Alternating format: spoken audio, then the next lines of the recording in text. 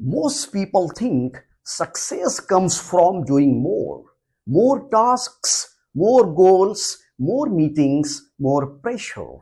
But here is the uncomfortable truth. The people who achieve extraordinary results don't do more. They do fewer things insanely well. So until you learn what to stop doing, we'll never create a space for what truly matters.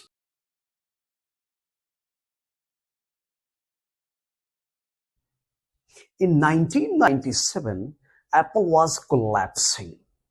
Dozens of product lines, hundreds of ongoing projects.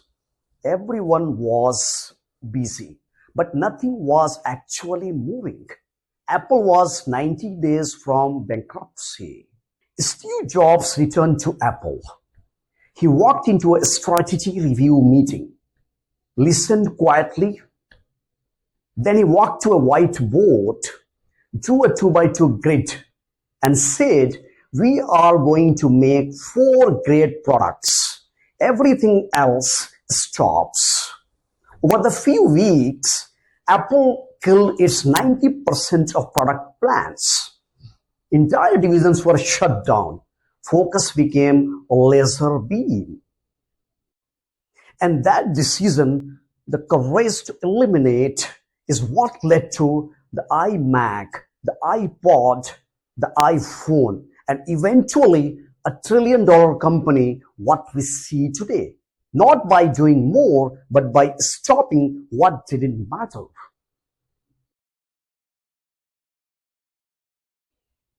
Overcommitment, busyness, scattered focus. We are living in a culture that glorifies doing more tasks, more meetings, more notifications. Numbers are brutal. They don't tell lie. Global research and science are telling us the fact.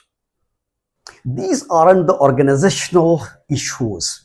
They are the personal performance killers, and they quietly destroy careers. Most people don't fail because they lack skill or ambition. They fail because their attention is bleeding in 10 different directions, and nothing gets the depth it deserves. Being busy feels productive, but it's a structured procrastination. Here is the truth almost nobody wants to accept. Excellence doesn't come from doing more. It comes from doing less, but doing it with unreasonable depth. We have been conditioned to believe that staying busy equals progress, but the reality is different. The more directions you divide yourself into, the weaker your impact becomes.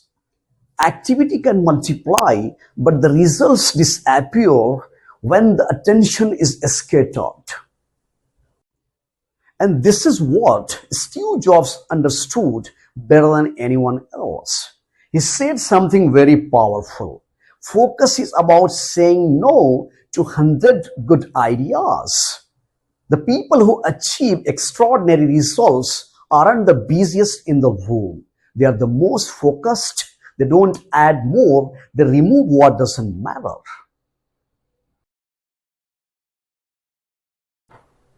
So a real question becomes, how do we focus intelligently? Not emotionally, not reactively, but by design. There is a simple model that separates the high impact professionals from the overwhelmed ones. This equation works because each component multiplies performance, not adds to it. When these three align, the impact multiplies with less effort, not more. So how do we apply this in real life? Here is a simple system that turns focus into action. Decide the few outcomes that defines success right now. See what is consuming energy but creating little value.